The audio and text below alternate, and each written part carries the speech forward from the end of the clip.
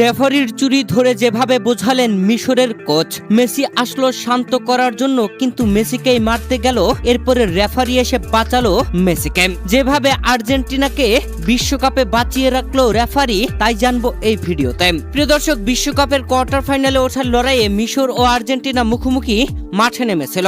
আর এই ম্যাচে একাধিক বিতর্ক, সামাজিক যোগাযোগ মাধ্যমে চলছে আলোচনা সমালোচনা, যেখানে রেফারি জিতিয়েছে আর্জেন্টিনাকে এমনটাই বলছেন হারা দল মিশরের খেলোয়াড় ও কোচরা। প্রিয় দর্শক, এই ম্যাচের 15 মিনিটে 1-0 গোলে এগিয়ে যায় মিশর। এরপরে প্রথমার্ধে পেনাল্টিতে গোল পরিশোধ করার সহজ সুযোগ পেলেও আর্জেন্টিনা গোল আদায় করতে ব্যর্থ হয়। মেসি পেনাল্টি মিস করেন, যদিও পেনাল্টি নিয়ে ধোঁয়াশা। এমন ফাউলে পেনাল্টি পাওয়া যায়, এ নিয়ে সামাজিক যোগাযোগ মাধ্যমে চলছে সমালোচনা।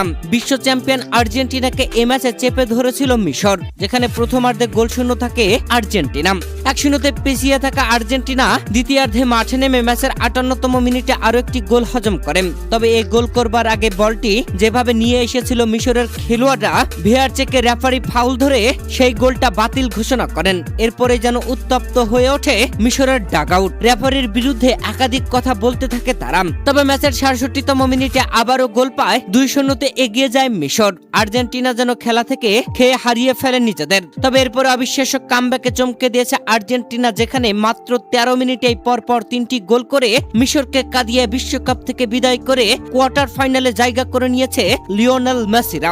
ম্যাচের 79তম মিনিটে একটি গোল, এরপরে 83তম মিনিটে মেসি আর্জেন্টিনার হয়ে দ্বিতীয় গোলটি করে দলকে সমতায় ফিরিয়েছিলেন। তারপরে 90 মিনিট শেষে অতিরিক্ত যোগ করার সময় আরো একটি গোল আর্জেন্টিনার। তবে এই গোলটি নিয়েও হয়েছে বিতর্ক, যেখানে আর্জেন্টিনার ডি বক্সে হয়েছিল ফাউল। মোহাম্মদ সালাহকে ফাউল করে বল নিয়েছিলেন জুলিয়ান আলভারেজ, এমনটাই আলোচনা সমালোচনা হচ্ছে সামাজিক যোগাযোগ মাধ্যমে।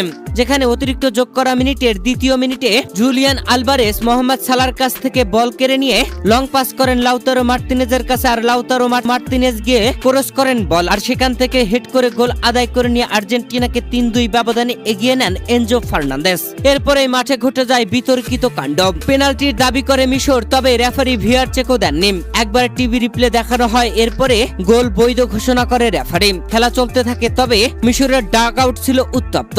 এ সময় মিশরের ডাগ আউটের দিকে এগিয়ে যান লিওনেল মেসি। মিশরের কোচিং স্টাফদের সান্ত্বনা করার চেষ্টা করেছিলেন, কিন্তু মিশরের সহকারী কোচ ইব্রাহিম হাসান ম্যাচটি চুরি করা হয়েছে এমন ইঙ্গিত করে একটি অঙ্গভঙ্গি করেন এবং মেসির দিকে চিৎকার করে বলেন বাজে কথা। তখন মেসি যেন চমকে গেলেন, এ কেমন আচরণ তাদের। এ সময় আর্জেন্টিনার খেলোয়াড়রাও এগিয়ে আসেন। মিশরের সেই কোচ বারবার এগিয়ে যেতে থাকেন লিওনেল মেসিদের দিকে। তবে মিশরের কোচিং স্টাফের বাকিরা সেই কোচকে বারবার আটকানোর চেষ্টা করছিলেন, আটকানোই যাচ্ছিল না। এ সময় রেফারি এসে তাকে সরাসরি লাল কার্ড দেখান।